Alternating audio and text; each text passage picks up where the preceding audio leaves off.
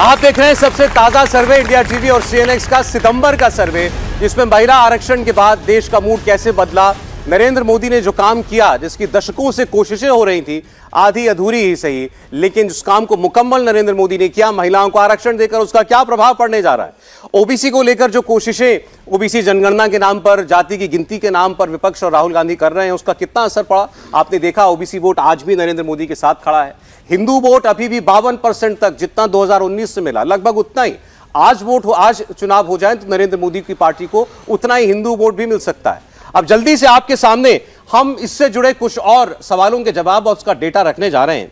आपने देखा पिछले दिनों उदयनिधि स्टालिन, यानी स्टालिन जो मुख्यमंत्री हैं तमिलनाडु, उनके बेटे मल्लिकार्जुन खड़गे के बेटे प्रियांक खड़गे, इसके अलावा और बहुत सारे नेता दक्षिण से लेकर बिहार, यहां उत्तर तक, सब ने सनातन धर्म पर, हिंदू धर्म पर, रामचरितमानस पर जाने क्या क्या बातें कही, बीमारियों के साथ तुलना की। क्या इसका वोटर के मन पर कुछ प्रभाव पड़ा है? क्या इसका कोई नुकसान इंडिया अलायंस को होता हुआ दिखाई देगा? सीधा सवाल था, क्या सनातन पर इंडिया अलायंस के नेताओं की बयानबाजी से हिंदू वोट एकजुट हो रहा है? 72% लोगों ने इसका जवाब हां में दिया, 24% ने नहीं में और 4% लोगों की इस पर कोई राय नहीं थी। यानी इतना तय है कि जो कुछ बातें कही गई पिछले दिनों, उसका प्रभाव लोगों पर जरूर पड़ा, लोगों की ओपिनियन उससे शेप जरूर हुई है। और 72% लोगों का यह मानना है कि इससे हिंदू वोट का कंसोलिडेशन होगा। तो इसमें अपने आप में किसके लिए कंसोलिडेट होगा, वो अपने आप में इसमें कहीं ना कहीं निहित है। इसका फायदा नरेंद्र मोदी को, एनडीए को हो सकता है। 72% लोगों का मानना है कि इसका भारतीय जनता पार्टी और एनडीए को कंसोलिडेशन हिंदू वोट का होते हुए कहीं ना कहीं फायदा पहुंच सकता है। दूसरा सवाल था कि क्या पिछले कुछ वर्षों के अंदर भारत में सनातन धर्म कहिए, हिंदू धर्म कहिए, उसका सम्मान पहले से ज्यादा हुआ है, उसके लिए आदर भाव बढ़ा है, खासकर देश की सरकार के काम में, उसके प्रयासों में। 70% तक लोगों ने इसका जवाब हाँ में दिया कि नरेंद्र मोदी प्रधानमंत्री बने उसके बाद से सनातन धर्म को लेकर एक आदर, एक सम्मान बढ़ा देश में। 23% ने इसका जवाब नहीं में दिया। 7% लोगों ने इस पर अपनी कोई राय व्यक्त नहीं की है। इसके बाद एक सवाल का जवाब हम आपको थोड़ी देर में देंगे। ये सवाल मैं आपको बता दे रहा हूं, इसका जवाब थोड़ी देर में हम आपको दिखाएंगे। क्या बीजेपी के नेताओं ने, खास तौर पर अभी आपने रमेश बिधूड़ी का बयान पार्लियामेंट में सुना, जब वो दानिश अली बसपा के सांसद के लिए क्या कुछ कह रहे थे, वो आपको सुनाया भी नहीं जा सकता, लेकिन वो बयान तो पहुंचते पहुंचते हर मोबाइल फोन तक पहुंच ही गया। उसका क्या बीजेपी को नुकसान होगा? क्या मुस्लिम वोट भी उससे एकमुश्त जुड़ेगा, कंसोलिडेट होगा विपक्ष की तरफ? इसका आंकड़ा मैं आपके सामने थोड़ी देर में रखूंगा, लेकिन जल्दी से हमारे बीच ऑडियंस में अगर कोई सवाल है इनसे जुड़े हुए, जरा माइक मेरे हाथ। अच्छा, आपके पास माइक ऑलरेडी है, बड़ी तेज जनरेशन, बोलिए। सर, मेरा नेम दीप्ति है और मेरा आपसे ये सवाल है कि ओवैसी जी हर जगह महिला अधिकार के बारे में बात करते हैं, लेकिन जब हमारा ये बिल पास हुआ महिला अधिनियम वाला, तो उन्होंने अगेंस्ट में क्यों वोट करा? विजय जी, बहुत सही सवाल है और ये सवाल महत्वपूर्ण है, लेकिन ओवैसी जी ने बाद में सफाई दी। जो उन्होंने एक तरह से बड़ी राजनीतिक जो समझदारी उनकी रही होगी कि भाई वो मुस्लिम वोट के लिए, उन्होंने साफ किया कि हमने जो वोट दिया है वो महिला बिल के खिलाफ नहीं दिया। महिला बिल में मुस्लिम महिलाओं को और ओबीसी महिलाओं को शामिल नहीं किया गया, उसकी वजह से ये वोट दिया। लेकिन मैं इसको बहुत कोई समझदारी वाला नहीं मानता। ओवैसी को जब पूरा देश, जब आपने देखा कि 454 वोट वहाँ पर मिले, और जो दल बिल फाड़ रहे थे एक ज़माने तक, जो महिला विरोध कर रहे थे महिलाओं के आरक्षण को, वो सब भी लोग आ गए। तो उनको हिंदुस्तान के जो मौजूदा पीढ़ी है उसको समझना चाहिए कि किस तरह से ये काम हो सकता है। और उनके 2 वोट से उनको पता भी था कि वो नहीं होगा, लेकिन वो अपनी पॉलिटिक्स के लिए, कि जो एक माइनॉरिटी पॉलिटिक्स है, उसमें अपनी बात को रख सके कि भाई हमने तो इनके लिए विरोध किया था। ये बात है, और मुझे नहीं लगता कि कोई एक बड़ा फायदा उनको इस वोट से के लिए होगा। हालांकि वो मुस्लिम पॉलिटिक्स करते ही रहे, माइनॉरिटी पॉलिटिक्स करते रहे, लेकिन देश में जो महिलाएं हैं वो उनको बहुत अच्छे से लेंगी, ऐसा मुझे नहीं लगता। देखिए, अयोध्या का मंदिर बन रहा है, काशी कॉरिडोर बन रहा हो बनारस के अंदर, महाकाल कॉरिडोर बन रहा हो उज्जैन के अंदर, इस सब का प्रभाव, और सनातन को लेकर के जो कुछ पीछे कंट्रोवर्सी हुई, उसका विपक्ष के उन बयानबाजियों का प्रभाव बीजेपी के लिए जो पॉजिटिव वोट में तब्दील होता हुआ दिखाई दे रहा है। 72% को लगता है सनातन विवाद का फायदा बीजेपी को होगा, हिंदू वोट कंसोलिडेट होगा, और पिछली इस सरकार के कामकाज की वजह से सनातन का सम्मान देश के अंदर बढ़ा है, ऐसा 70% लोग मानते हैं। तो इसका मतलब इन दोनों ही फैक्टर्स का असर जो है वो जनता के बीच में है और इसका सीधा लाभ नरेंद्र मोदी को मिलने वाला, इसमें कोई शक नहीं। बिल्कुल सौरभ, इसमें कोई दो राय नहीं है। और जिस तरह से एक के बाद एक न सिर्फ बयान आ रहे थे बल्कि उन बयानों को लेकर खंडन कर दिया जाए सीधे दो टूक शब्दों में, ऐसा कांग्रेस पार्टी की तरफ से, जो कि अलायंस के सबसे प्रमुख चेहरा के तौर पर वो पार्टी है, उनकी तरफ से कोई कोशिश भी नहीं दिखी। और उसमें यह मैसेज बहुत आसानी से चला गया कि ये इस अलायंस के ऊपर जो आरोप लग रहा है, और पहले की लीगेसी आपकी है ही कि आप भगवा आतंकवाद की बात करते हैं, हिंदू आतंकवाद ज़्यादा खतरनाक है, राहुल गांधी विदेशी नेताओं से इस बात को अगर कह रहे हैं, तो ऐसे माहौल में इस विरासत के साथ जब आप इस प्रकार की चीज़ों को कहें और दूसरी तरफ सामने प्रधानमंत्री नरेंद्र मोदी और अमित शाह की पॉलिटिक्स हो जो कि बहुत गर्व के साथ हर हिंदुत्व से जुड़े हुए मसले को बहुत गर्व के साथ पेश करती हो। जनवरी में हम सभी देखेंगे लगभग एक सप्ताह का कार्यक्रम चलना है राम मंदिर के शुभारंभ को लेकर, वहाँ पर जब मंदिर में पूजा पाठ शुरू होगा, तो ऐसे माहौल में एकदम से आसानी से समझा जा सकता है कि अपोजिशन अलायंस के लिए ये कितनी बड़ी मुसीबत बनने जा रही है इस प्रकार की बयानबाजी। और जैसा कि सर मैंने पहले कहा था कि तमिलनाडु से लेकर बिहार तक ऐसा होना, बार बार होना, वो यूं ही नहीं हो सकता, उसका खंडन भी नहीं किया जाना वो भी यूं ही नहीं हो सकता। बहुत से लोगों को लगा था कि ये कांग्रेस पार्टी हो या बाकी नेता हो, ये बयान बार बार क्यों दे रहे हैं और इनको कोई रोक क्यों नहीं रहा। राहुल गांधी चाहते तो अपनी पार्टी को एक झटके में मैसेज दे सकते थे, बिहार में कोई बोल रहा था तो उसको मैसेज दिया जा सकता था, स्टालिन बड़ी देर में जाकर के उन्होंने कहा कि कोई ना बोले, उसके बाद भी लोगों ने बयान दिए, तो लोगों को लगा कि भाई इनको इसका कोई और फायदा दिखाई दे रहा है, शायद इनको लगता है कि इससे जाति की पॉलिटिक्स करने में आसानी होगी, लेकिन उसका उल्टा असर इस सर्वे में दिखाई दिया। हिंदू वोट अगर उससे कंसोलिडेट हो रहा है, कोई भी कोशिश रही हो इससे विपक्ष की, नुकसान हुआ हर्षवर्धन जी? नहीं, निश्चित तौर पर नुकसान होता दिख रहा है और सर्वे भी बता रहा है, हम लोगों को भी ये समझ में आ रहा है। आप अगर सामान्य किसी से बात करिए तो कहते हैं कि ठीक है भाई, चलो तमिलनाडु की पार्टी है, उनको लगता होगा वो जीत गए, वहां उनको आंदोलन है, उनके जो एक तरह से कहें कि पूरी पीढ़ी है अन्नादुरई करुणानिधि से लेके सब, लेकिन ये जो पार्टी, जो राष्ट्रीय पार्टी है कांग्रेस, ये जो पार्टी जो बार बार ये कहती है कि नहीं नहीं हम तो अलग अलग समय पर कभी जनेऊ दिखाने लगते हैं, कभी शिव भक्त हैं, कभी मंदिर मंदिर जाने लगते हैं, कभी आरती करने लगते हैं। अब ये जो कभी मैं कह रहा हूं ना, ये जनता के बीच की आवाज। उनको ये लगता है कि राहुल गांधी और कांग्रेस पार्टी हिंदू धर्म को लेकर अच्छी तरह से न सोचते हैं, उनके मन में भाव अच्छा नहीं। अभी सोचिए ओबीसी पर वो बात कर रहे थे और प्रेस कॉन्फ्रेंस में उन्होंने क्या कहा, उन्होंने कहा सांसदों को वैसे मूर्ति की तरह बैठा दिया है, कोई अधिकार नहीं है जैसे मंदिर में। अब क्या मंदिर के जो मूर्तियां होती हैं वो अधिकारहीन होती हैं? वो हम हिंदू उनको सर्वशक्तिमान मानते हैं, उनको हर तरह से शक्ति संपन्न मानते हैं, हमारी आस्था होती है उनके अंदर, और वो कह रहे हैं कि सांसदों को मूर्ति की तरह बैठा दिया है, उनके पास कोई अधिकार नहीं। मुझे लगता है कि चाहे मैसेजिंग का मसला हो या वो जो कुछ कर रहे हैं, दोनों में इस मामले में वो गड़बड़ पिच पर जाते हैं और बार बार हिट विकेट तो मैं नहीं कहूंगा, अब तो मैं कहूंगा कि वो पिच ही खोद डाल रहे हैं। उनको पता है जिस पिच पर उनको बैटिंग करनी है उसको खुद ही खोद लेते हैं, और राहुल गांधी उसमें सबसे आगे बैठे हुए नजर आते हैं। हिंदुत्व अलग अलग, असली हिंदू, नकली हिंदू, ISIS बोको हरम की हिंदुत्व से तुलना, और जब स्टालिन कुछ बोलेंगे तो ये उनका अपना अधिकार है, फ्रीडम ऑफ स्पीच है। तो ये लोगों को बुरा तो लगता है और शायद वो सर्वे में भी दिख रहा है। ऐसे लोगों की आप दूसरी ओर से भी ऐसे कुछ बयान आ जाते हैं जिससे ऐसा लगता है कि वहां भी ऐसा कोई शायद फ्रिंज एलिमेंट है जिसको खुश करने के लिए ऐसे बयान दिए जाते हैं। मैं दूसरे पक्ष यानी बीजेपी के पक्ष की बात कर रहा हूं। जैसे कल रमेश बिधूरी का बयान जो आया, तो एक सवाल हमारे सर्वे में पूछा गया कि बीजेपी नेताओं के भी ऐसे बयानों से क्या मुस्लिम वोट एकजुट होगा। इसका जवाब हमने पूछा, 84% लोगों ने कहा हां, कि अगर बीजेपी का कोई नेता भी ऐसा बयान देता है, कोई अनाप शनाप बयान देता है, तो और खासकर अगर वो एंटी मुस्लिम स्टेटमेंट है, तो इससे मुस्लिम वोट कंसोलिडेट होगा। 84% लोगों ने इसका जवाब हाँ में दिया है, 3% लोगों ने नहीं में, और 13% लोगों ने इस पर अपनी कोई राय व्यक्त नहीं की है। और इसी बयान से जुड़ा एक सवाल भी था मेरे ख्याल से यहाँ से किसी के पास। जी पूछिए। नमस्कार सर, मेरा नाम अंशिका है। मेरा ये प्रश्न है कि दिल्ली के MP ने संसद में जिस अमानवीय भाषा का प्रयोग किया, उसका रीजनल पॉलिटिक्स पे क्या असर पड़ सकता है? समीर जी जवाब दे दें, क्या इसका असर देखते हैं आप? बिल्कुल, मुझे लग रहा है कि जो भारतीय जनता पार्टी के सांसद ने जो बयान दिया था संसद के अंदर, उसका असर तो निश्चित रूप से पड़ेगा भारतीय जनता पार्टी की छवि पे। प्रधानमंत्री मोदी सबका साथ, सबका विकास, सबका विश्वास की बात करते हैं। प्रधानमंत्री लगातार कहते हैं कि संसद के अंदर या संसद के बाहर इस तरह की भाषा का प्रयोग न करे जिससे पार्टी की छवि खराब हो, जिससे संगठन जो मेहनत कर रहा है जमीनी स्तर पर उस पर उसकी छवि खराब हो। तो मुझे लग रहा है एक सांसद के इस बहुत ही बेतुके और बहुत ही शर्मनाक बयान के बाद निश्चित रूप से पार्टी की छवि पर असर पड़ा है, क्योंकि प्रधानमंत्री मोदी कभी नहीं चाहते भारतीय संगठन जनता पार्टी का संगठन भी नहीं चाहता कि एक नेता के बयान से पार्टी की छवि खराब हो, लेकिन उस बयान से पार्टी की छवि पर असर निश्चित रूप से पड़ेगा। ऐसा भावेश कुछ बोल रहे हैं और मेरा सवाल इससे जुड़ा हुआ है, इस किस्म के स्टेटमेंट से क्या बीजेपी को वोट करने वाला कोई तबका जो है वो अनईजी भी फील करता है?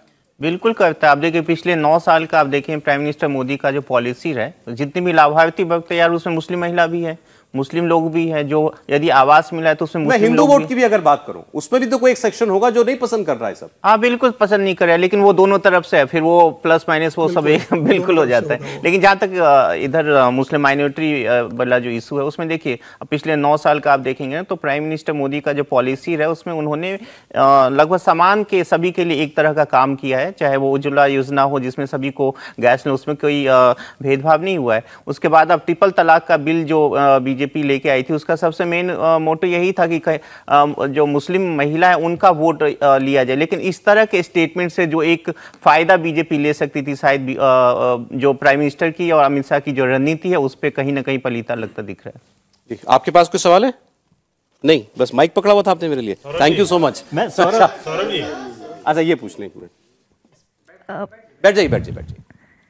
मेरा सवाल ये है कि जैसे यहाँ पर मैं युवा पीढ़ी को रिप्रेजेंट कर रही हूँ, तो युवा पीढ़ी में काफ़ी जने हैं जिनको उतना नहीं महत्वपूर्ण लगता है कि रिलीजन में क्या चल रहा है, पर ज़्यादा महत्वपूर्ण इस चीज़ को वो देते हैं कि हमारी फ्यूचर में अपॉर्चुनिटीज़ एंड हमारी फ्यूचर में जॉब ग्रोथ, जॉब मार्केट, इन सब में क्या होगा। तो इसमें क्या क्या चीजें आप नरेंद्र मोदी को किस किस्म का नेता मानती हैं, जो रिलीजन पर ज्यादा ध्यान देते हैं या जो फ्यूचर की ओर देखने वाले नेता हैं? फ्यूचर की ओर देखने वाले नेता हैं डेफिनेटली।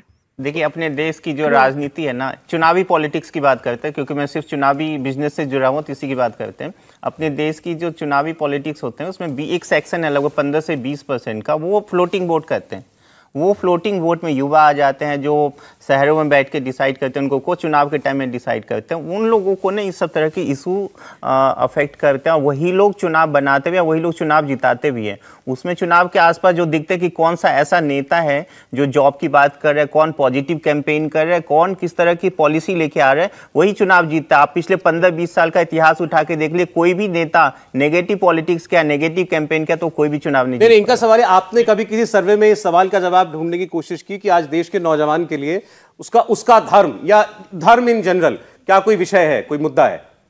देखिए ये तो हकीकत है अपने देश की राजनीति की कि धर्म से जुड़े हुए लोग, अभी आपने देखा कि 52% जो हिंदू वोट कंसोलिडेट हुए हैं वो तो एक इशू है ना, या 84% जो मुस्लिम कंसोलिडेट हो रहे वो तो एक इशू है। अदरवाइज आप देखेंगे जैसे मैंने अभी कहा, जो एक लाभार्थी वर्ग जो लगभग 60-70 करोड़ लोगों का जो तैयार हो चुका है उसमें मुस्लिम भी तो है ना, तो फिर वो क्यों ना उस इशू को छोड़ के बीजेपी के लिए वोट करती है।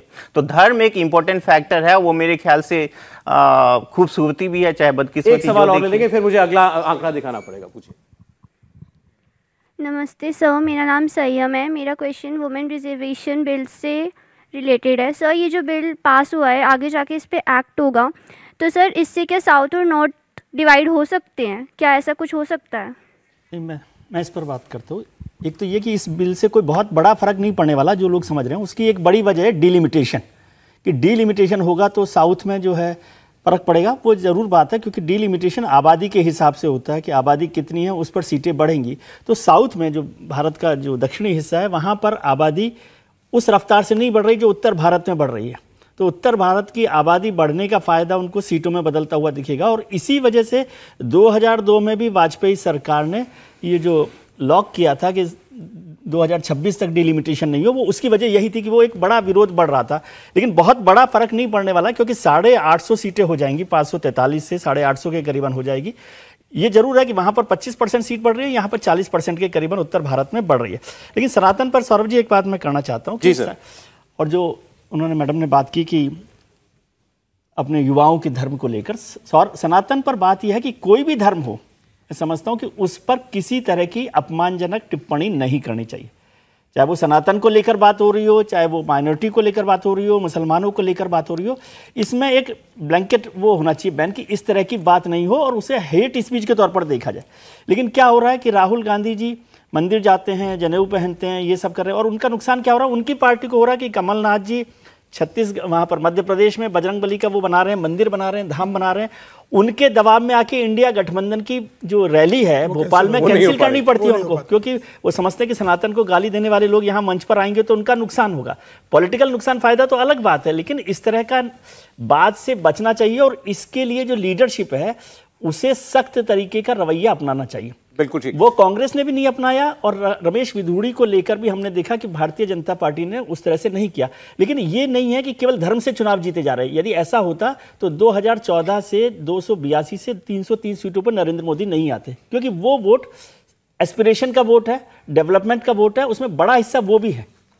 नहीं, जैसा इन्होंने इनकी नजर में नरेंद्र मोदी क्या है उन्होंने बताया, फ्यूचर की तरफ देखने वाला नेता मानती है नौजवान के तौर पर। नरेंद्र मोदी हैं जो फिर आपके लिए काशी कॉरिडोर पर भी काम कर रहे हैं, राम मंदिर भी बनवा रहे हैं, वो उज्जैन में भी काम कर रहे हैं, लेकिन केवल उससे काम नहीं चल रहा।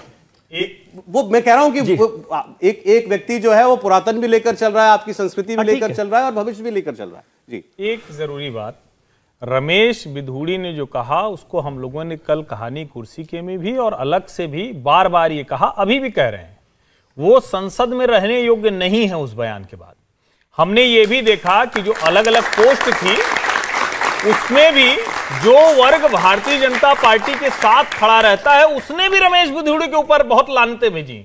लेकिन इसका एक उल्टा पहलू है, हर्षवर्धन को तो सफाई देनी पड़ी जो मंत्री पूर्व मंत्री रहे, लेकिन जब उदयनिधि स्टालिन बोलते हैं तो पूरा विपक्षी खेमा उसको बचाने के लिए अलग अलग तरह के तर्क गढ़ता है। ये एक डिफरेंस है और ये पीड़ा देता है। लेकिन वो फिर आपको रिफ्लेक्ट करता हुआ दिखाई दिया सवाल के जवाब में, उसका नुकसान कितना हुआ ना कि वो नहीं सुनाई देगा कि किस तरह से। प्रधानमंत्री नरेंद्र मोदी आज वाराणसी गए थे और वहां पर सबसे ज्यादा बात उन्होंने महिला आरक्षण की ही की।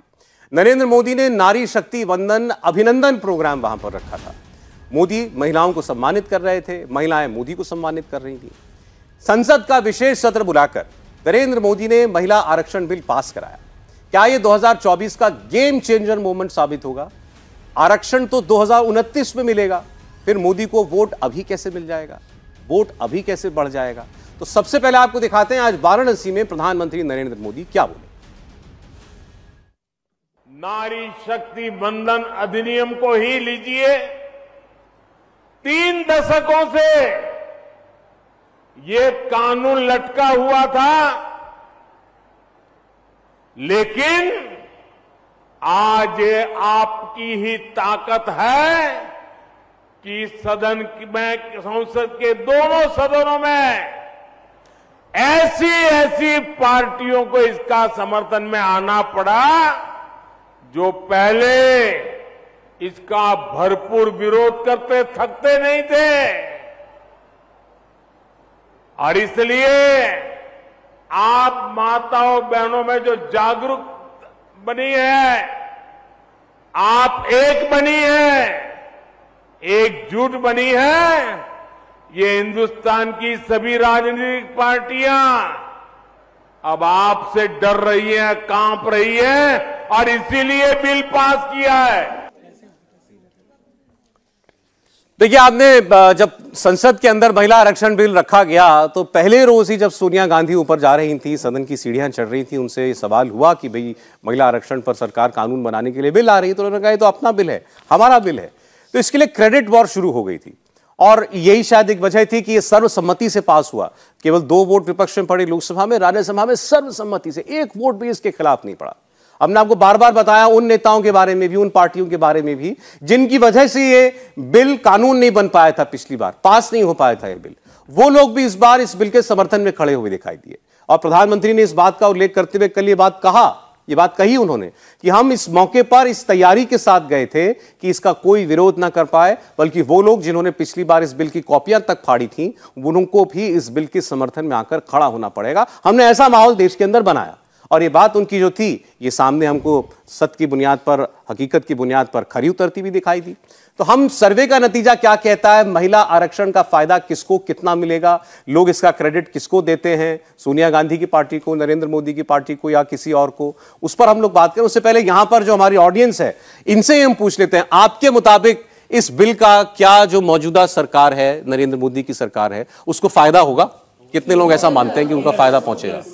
जो ऑपोजिशन ये कह रहा है कि ये कोशिशें तो हम लोग भी कर रहे थे, तो और ये हम लोग पहले सोच करके लाए थे। मैं कांग्रेस पार्टी, सोनिया गांधी, राहुल गांधी, उनको कोई फायदा इसका होता हुआ दिखाई देगा? उन्होंने किया कुछ नहीं। 96 में थोड़ा माइक ऊपर कर दीजिए। 96 में 2011 में दे डिड नथिंग। वो बिल लाए लेकिन वो वहीं धराशायी हो गया। उन्होंने कहा हमारे पास मेजॉरिटी नहीं थी, आज इसलिए पास हुआ क्योंकि इनके पास फुल मेजॉरिटी है। उस वक्त गठबंधन की सरकार थी। 96 में नरसिम्हा राव की सरकार थी, 2011 में मनमोहन सिंह की सरकार थी। बेशक गठबंधन की सरकार थी, वो मस्टर कर सकते थे, लेकिन उन्होंने किया नहीं, कोशिश नहीं की। आपको लगता है वो चाहते तो पास हो जाता? बिल्कुल हो जाता, बिल्कुल हो जाता। अगर चाहते तो कांग्रेस सरकार करा सकती थी। तो सोनिया गांधी तो खुद महिला और अध्यक्ष थी अपनी पार्टी की, आप कह रहे हैं कि उन्होंने कोशिश नहीं की होगी इसके लिए? नहीं की है, सिर्फ ड्रामाबाजी है। लगा पास होने लगा तो इसलिए चलो भी अपना बिल। वो मोदी को कह रहे ड्रामाबाज, लेकिन वो खुद ड्रामाबाज है। किसी और को जोड़ना है इस बात पर? कुछ पीछे देख दीजिए सर। अभी तक कांग्रेस और एक अपना नाम बताइए, भी कैमरा पहुंचेगा आप तक। मेरा नाम है सचिन तनेजा। सर, जो कांग्रेस जैसी पार्टी है वो सिर्फ बोल सकती है कि हम ये बिल लाए, हम ये बिल लाए, वो उन्होंने सिर्फ इंट्रोड्यूस करा, बट वो कभी भी ऐसे बिल्स को पास नहीं कर पाए। मोदी सरकार सिर्फ बोलती नहीं, हर चीज करके भी दिखाती है। आपको लगता है कि इस सरकार ने और प्रधानमंत्री नरेंद्र मोदी ने जो कहा है वो किया है? बिल्कुल किया है। उन्होंने कहा था 370 हटाएंगे, सिर्फ उन्हीं में दम था जो 370 हटा सकते थे। चलिए, बहुत सारे सवाल और होंगे हमारे बीच। मुझे माइक दे दें, मैं आ जाऊंगा आपके पास दोबारा। जल्दी से हम फिर अपना पहला सवाल जो सर्वे का था उसका नतीजा आपके सामने रख देते हैं। सीधा सवाल कि आपके मुताबिक महिला आरक्षण का श्रेय किसको जाता है? महिला आरक्षण ये आज हकीकत बना देश में, इसका श्रेय, इसका क्रेडिट किसको मिलना चाहिए? नरेंद्र मोदी को, सोनिया गांधी को, या किसी और को? ये दो नाम हमने साफ साफ पूछे, नरेंद्र मोदी को इसका श्रेय मिले या सोनिया गांधी को इसका श्रेय मिले। 69% लोगों ने, 69% लोगों ने कहा इस बिल को हकीकत बनाने का श्रेय नरेंद्र मोदी को ही जाता है। 20% लोगों ने कहा सोनिया गांधी को इसका क्रेडिट मिलना चाहिए। यानी देश में लगभग 70% जो हमारे सर्वे में जवाब देने वाले लोग थे, उनका मानना था कि अगर आज देश में महिलाओं को आरक्षण मिल रहा है तो इसका क्रेडिट सिर्फ और सिर्फ नरेंद्र मोदी का है। आपने ऑडियंस में से भी कुछ लोगों की राय सुनी। ये नरेंद्र मोदी ने इस काम को, इसका बीड़ा उठाया और इसको करके दिखाया। कांग्रेस पार्टी ने इसको लेकर के प्रयास किया। लोगों को लग रहा है कि शायद उन्होंने अपनी पूरी ताकत से इसके पीछे अपने एफर्ट्स नहीं डाले, इसलिए शायद हकीकत नहीं बन पाया। तो आप गैप देखिए, लगभग 70% लोग इसका श्रेय नरेंद्र मोदी को देते हैं, 20% लोगों को लगता है कि सोनिया गांधी को इसका क्रेडिट मिलना चाहिए। तो ये जो क्रेडिट का झगड़ा था देवेंद्र, मेरे ख्याल में ये सर्वे का नतीजा काफी कुछ साफ कर दे रहा है। इसके बाद कुछ कहने की जरूरत नहीं। बिल्कुल सौरभ, और किसी भी वोटर्स को ये बात बहुत आसानी से समझ में आ जाएगी कि आपने इतने समय तक लटकाया रखा, और ख़ासतौर पर तब जब 2010 में अगर राज्यसभा में इसे पास कराया गया और लोकसभा में कोशिश भी नहीं दिखी, एटलीस्ट कोशिश दिखी होती तो शायद एक मैसेजिंग जाने में सफल हो सकते थे जिस गठबंधन के राग का। और जो समस्या बता रहे हैं कांग्रेस पार्टी के नेता राहुल गांधी अभी ये कह रहे हैं कि हाँ ये खेद है, अफसोस है, प्रेस कॉन्फ्रेंस में जब उनसे पूछा गया तो इस अफसोस का बहुत मतलब नहीं है। दूसरी चीज़ की, आपके समय जो कोशिश हुई भी उसमें इतनी विकृत तस्वीर दिखी कि एक दूसरे का कॉलर पकड़ा जा रहा है, बिल की कॉपी फाड़ी जा रही है, माइक तोड़े जा रहे हैं। और अब अगर इतनी आसानी से वो बिल पास हो रहा है आप लोगों की मौजूदगी में भी और उन दलों की मौजूदगी में भी जिन दलों ने इन सारे कामों को किया था, तो वहां पर सीधे सीधे क्रेडिट चला जाता है उस व्यक्ति के ऊपर जो कि इस पूरे मामले को लीड कर रहा है। वहां पर प्रधानमंत्री नरेंद्र मोदी बहुत सक्सेसफुली इस मैसेज देने में सफल रहे कि जिस चीज़ को इतने सालों से लटकाया गया था मैंने तो उसे चुटकी बजा के पास करा दिया। देखिए, ये तो हमेशा ही हमारे देश में कहा जाता है कि भाई कोई योजना लॉन्च होती है तो कोई पार्टी कहती है जब हम सरकार में थे हम इसे लेकर के आए थे, उसके बाद हमारी सरकार चली गई, अब नरेंद्र मोदी ने उसको इंप्लीमेंट कर दिया, क्या बड़ा काम किया।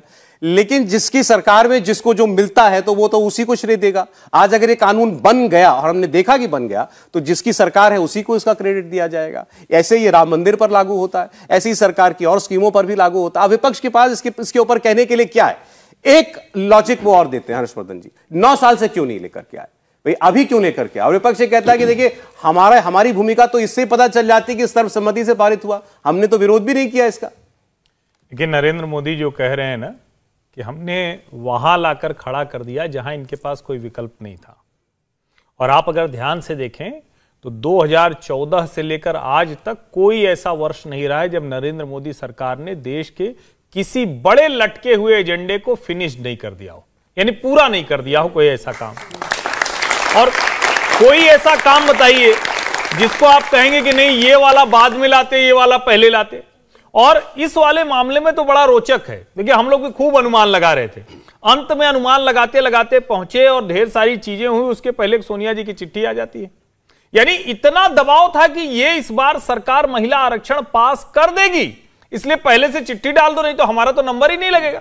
ये जो दबाव बनाने की रणनीति नरेंद्र मोदी की थी, ये कारगर रही। और शायद यही वजह है कि बिना किसी हल्ले हंगामे के, और मुझे लगता है कि जो लोग भी हैं अभी जो इस शो को देख रहे हैं, सुन रहे हैं, सबको संसद के दोनों सदनों में इसके विपक्षी पार्टियों ने जो वोट किया है उनके नेताओं के भाषण सुनने चाहिए।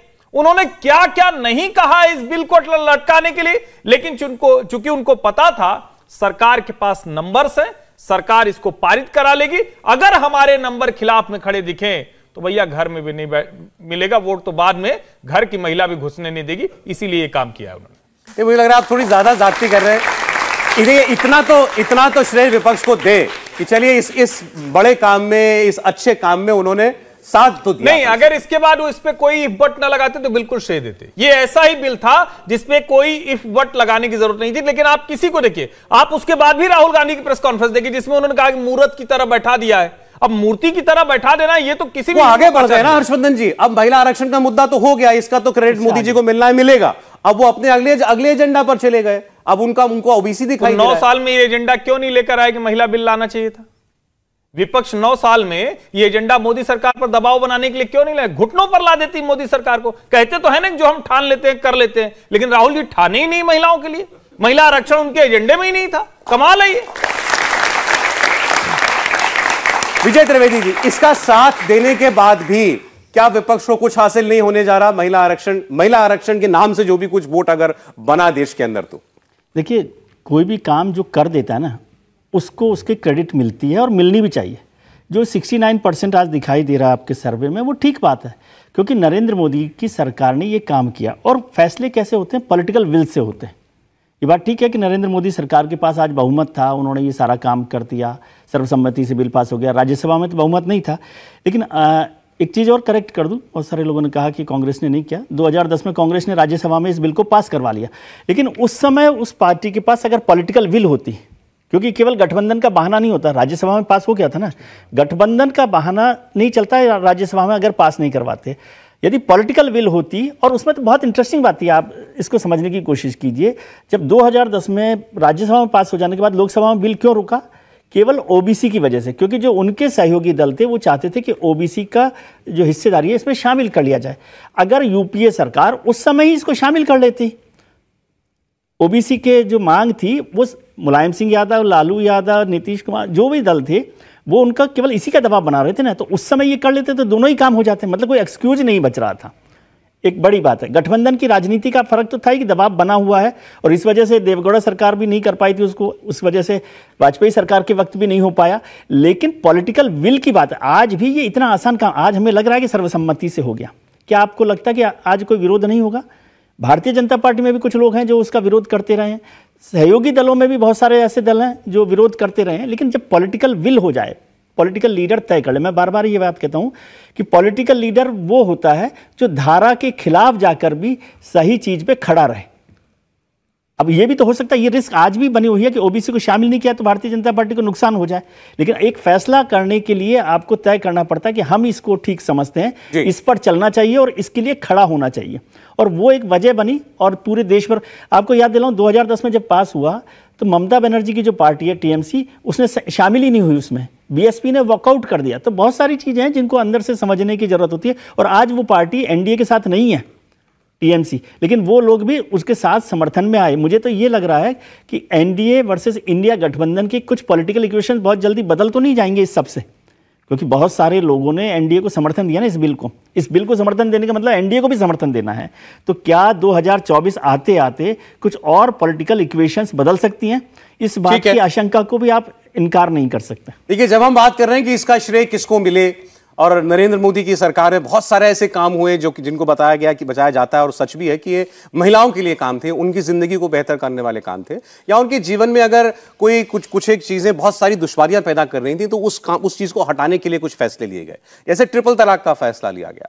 आपके हम सबके परिवार, हम सब लोग जानते होंगे किसी ना किसी हमारे कोई मुस्लिम दोस्त होंगे, हमारे आस पड़ोस में होंगे, हमारी बातचीत होगी तो आपको पता चलेगा कि 3 तलाक जो है ये एक मुस्लिम महिला के लिए कितनी बड़ी त्रासदी थी और हमेशा एक सर के ऊपर तलवार लटके रहना, ये एक ऐसी चीज थी। नरेंद्र मोदी ने इसको दूर कर दिया और उनकी पार्टी भी इस बात को कहती है और ये भी दावा करती है कि मुस्लिम महिलाओं के अंदर नरेंद्र मोदी के लिए या बीजेपी के लिए एक समर्थन बढ़ा है। एक सवाल महिला आरक्षण से जुड़ा हमने कुछ यूं पूछा कि हिंदू जो रिस्पोंडेंट्स हैं इस सवाल के, वो किस हद तक मानते हैं कि नरेंद्र मोदी को इसके लिए श्रेय मिले महिला आरक्षण लाने के लिए, और मुस्लिम समुदाय की जो महिलाएं हैं वो किसे इसके लिए जिम्मेदार मानती हैं बिल पास कराने के लिए, नरेंद्र मोदी को या सोनिया गांधी को या किसी और को। तो हिंदुओं में इसका जवाब जो था, हिंदू महिलाओं में, वो हमें दिखाई दिया 74% लोगों में हिंदू रिस्पोंडेंट्स ने बोला इसका श्रेय नरेंद्र मोदी को मिलना चाहिए। ओवरऑल ये 70% था, हिंदुओं में ये 70% हो गया जिन्होंने कहा कि नरेंद्र मोदी को क्रेडिट मिलना चाहिए। मुसलमान समाज के अंदर जब ये सवाल हमने पूछा खास तौर पर, तो वहां केवल 5.5% लोगों ने कहा कि नरेंद्र मोदी को इसका क्रेडिट मिलना चाहिए।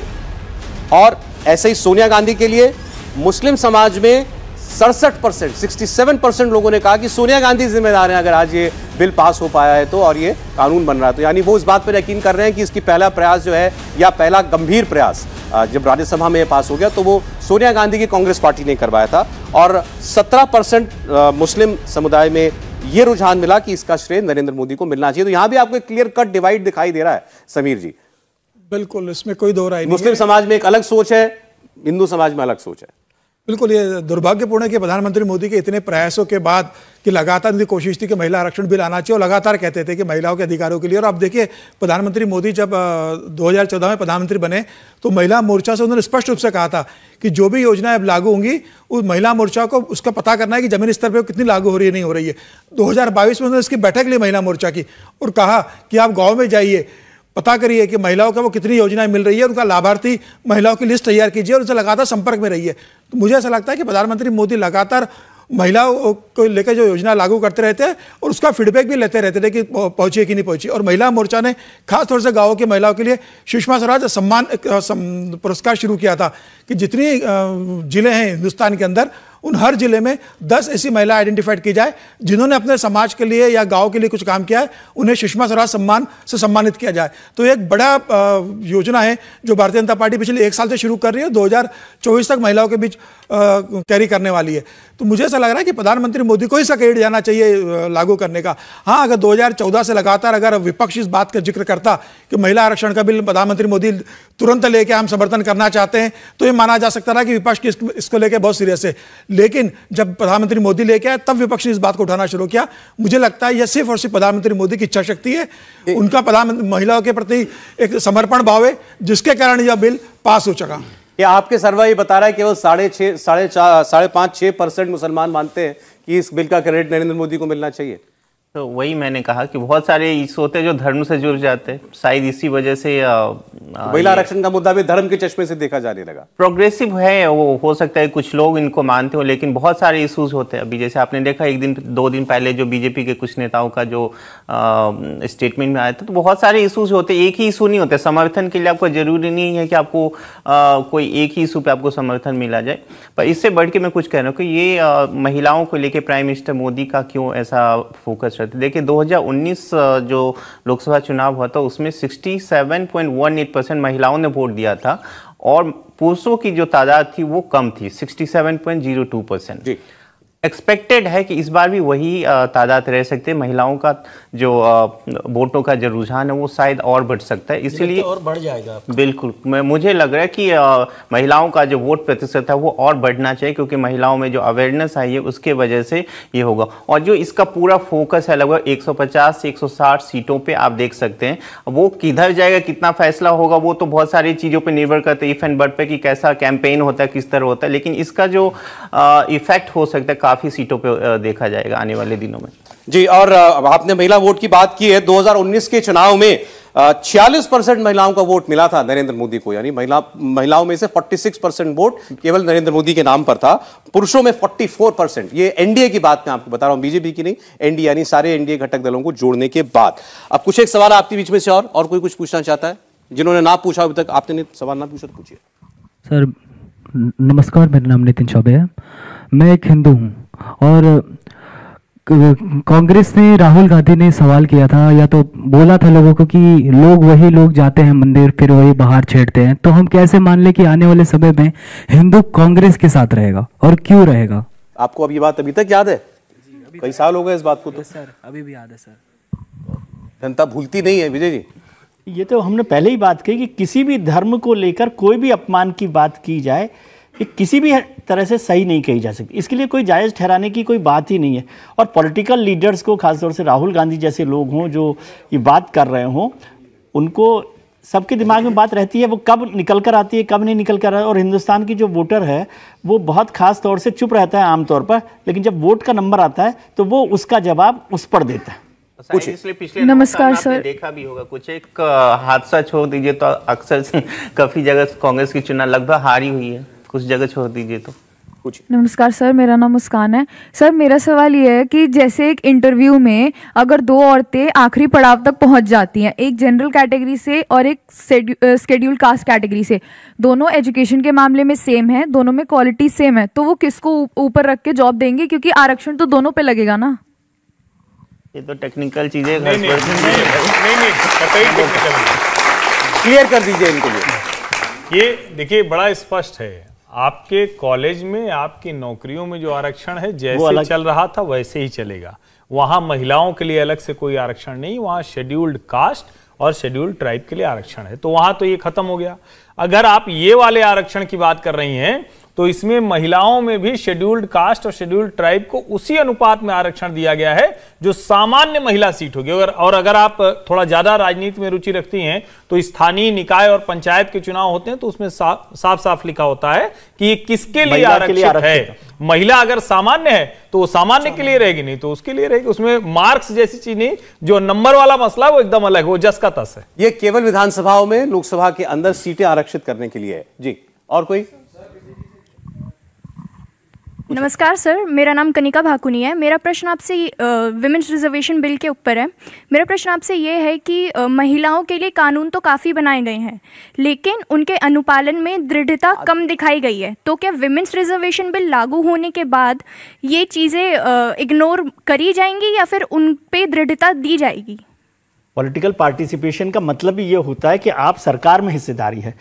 जब बात हम कर रहे हैं आज, ये रिजर्वेशन की बात ही क्यों हो रही है? क्योंकि आज जब रिजर्वेशन नहीं है तो महिलाओं की हर बात के लिए आपको पुरुष सांसद जो है हमारी सरकारों में, हमारे संसद में, विधानसभा में, उनसे मांग कर रहे हैं। जब आप 1/3 वहाँ पर हो जाएंगे, हर तीसरी सीट पर महिला बैठी है, तो उसकी आवाज़ को कोई भी सरकार कैसे इग्नोर कर सकती है? और इसका मतलब ये नहीं कि जो सरकारें आज हैं वो महिलाओं के खिलाफ चल रही है, और वो भी अपना काम कर रही है। इतने बड़े बड़े कानून अभी आए हैं, आपने देखा होगा, निर्भया से लेकर अभी तक जो लगातार बात हुई है। और इसका कुछ दूसरा पक्ष भी होता है। बहुत सारे लोग कहते हैं कि महिलाएं आज आ जाएंगी तो क्या फ़र्क पड़ जाएगा। 1957 में पहली बार सुचिता कृपलानी उत्तर प्रदेश में मुख्यमंत्री बनी थी। सरोजनी नायडू उससे पहले आज़ादी के वक्त में लड़ाई लड़ रही थी। द्रौपदी मुर्मू हमारे रह गई हैं, प्रतिभा पाटिल हो गई हैं, सोनिया गांधी जी हैं, इंदिरा गांधी रही हैं। तो क्या हिंदुस्तान में औरतों की ने राहुल गांधी को हरा दिया, स्मृति ईरानी ने राहुल गांधी को हरा दिया। तो इसलिए उसकी ताकत जब आएगी, पॉलिटिकल पार्टिसिपेशन की बात हमेशा इसलिए होती है कि जब पॉलिटिकल पार्टिसिपेशन होगा तो सरकार के फैसलों में आपकी भागीदारी बढ़ जाएगी, और किसी की हिम्मत नहीं है कि उसे इग्नोर कर सके। नहीं, लेकिन खड़गे साहब ने जो बात कही पार्लियामेंट में भी कि आज सारी पॉलिटिकल पार्टियां जो हैं वो ऐसी महिलाओं को चुनती हैं जो कुछ कह ही ना पाए, जो कुछ बोली ना पाए, यानी उनकी अपनी कोई राय ना हो, वो वहां पर अपनी राय इफेक्टिवली रखने वाली महिलाओं को भेजती नहीं है। सर अभी तो बात, तो आरक्षण आ भी जाएगा। पाटिल जी ने अभी बात कही कि स्मृति ईरानी ने राहुल गांधी जी को हरा दिया, और जो देश की सरकार में वित्त मंत्री उनके पाले एक ऐसी सशक्त महिला पड़ गई है, निर्मला सीतारमण वित्त मंत्री है हमारी। और एक जमाने में सीसीएस जो भारत सरकार की सबसे पावरफुल कमेटी होती है, कैबिनेट कमेटी ऑन सिक्योरिटी, उसमें 2 महिलाएं वित्त मंत्री के तौर पर और विदेश मंत्री के तौर पर, सुषमा स्वराज। ये 70 साल में कभी नहीं हुआ। तो वो भी काम हुआ है। और मजबूत मुख्यमंत्री होती है, मायावती जी रही हैं, वो मजबूत मुख्यमंत्री रही हैं। ममता बनर्जी हैं, आज ममता बनर्जी का मुकाबला किसी और मुख्यमंत्री से करके देखिए क्या कमजोर है। इसलिए सब लोग इंडिविजुअल लेवल पर अलग होते हैं। और ये खरगे साहब तो पार्टी के अध्यक्ष हैं, उनकी जिम्मेदारी है कि आज उनके पास मौका है कि वो मजबूत महिलाओं को मौका दें। सोनिया जी मजबूत है, खरगे जी मजबूत है, आप क्या कह रहे हैं? नहीं, मैं ये कह रहा हूँ कि पार्टी के अध्यक्ष मल्लिकार्जुन खड़गे हैं, तो उनके पास ये मौका है कि वो मजबूत महिलाओं को टिकट दें और आगे बढ़ें। विचित्र बात थी कि खड़गे जी पार्टी का प्रेसिडेंट होकर ऐसी बात कह रहे थे। कम से कम वो ये कहते कि हम नहीं करते अपनी पार्टी में, लेकिन उन्होंने कहा सब लोग ऐसा ही करते हैं। जी, इसमें सौरभ, ऐसे आरक्षण से सबसे बड़ा फायदा जो होना है वो यही होना है। ऐसा नहीं है कि आपको वुमेन को एम्पावर्ड करना है, वो एम्पावर्ड हैं। पुरुष मानसिकता को ये समझ लेना है कि आप उस हिसाब से नहीं चल सकते, उस हिसाब जिस हिसाब से पहले हैंडल नहीं कर रहे थे, और वो सबसे बड़ा बदलाव आना शुरू होगा ऐसी चीज़ों के तहत। बाकी वुमेन एम्पावरमेंट की बात देखें तो आपको सिर्फ पॉलिसीज बनानी है, ऐसा नहीं है कि उनके एम्पावरमेंट के लिए आपको कुछ अलग से करना है। पुरुष मानसिकता में बदलाव राजनीति में सबसे ज्यादा इस लिहाज से हो जाता है कि पिछले चुनाव की बात करें, जैसा डाटा सौरभ हम लोग बार बार बात कर रहे थे कि 700 से ज्यादा महिलाओं ने चुनाव लड़ा, सक्सेस रेट 14 से 15% था, क्योंकि उनके आगे बढ़ने का रास्ता बहुत मुश्किल है इस पॉलिटिकल सिस्टम में जिसे बदला जा रहा है। चलिए, बहुत सारे सवालों के जवाब, आंकड़े हमने आपके सामने रखे हैं महिला आरक्षण बिल पास होने के बाद। अब एक बड़ा सवाल कि महिला, हमारे देश की महिला वोटर किसे देश का प्रधानमंत्री बनाना चाहती हैं, नरेंद्र मोदी को, राहुल गांधी को, या किसी और नेता को?